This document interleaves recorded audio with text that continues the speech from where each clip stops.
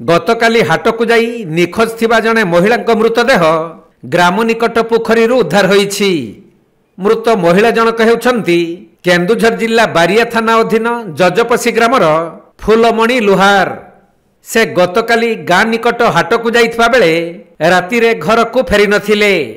तेणु परिवार लोक माने विभिन्न स्थान रे खोजाखोजी करिथिले भी तांकर कोनोसी संधान मिली नथिला।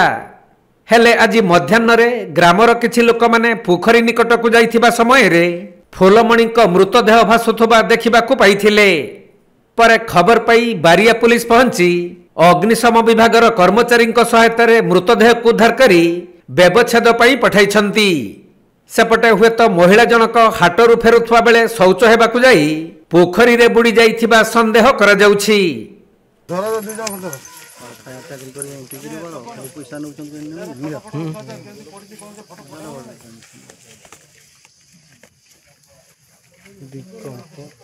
केन्दुझर जिल्लारू दीपेश कुमार बेहेरांक रिपोर्ट, कोणार्क लाइव।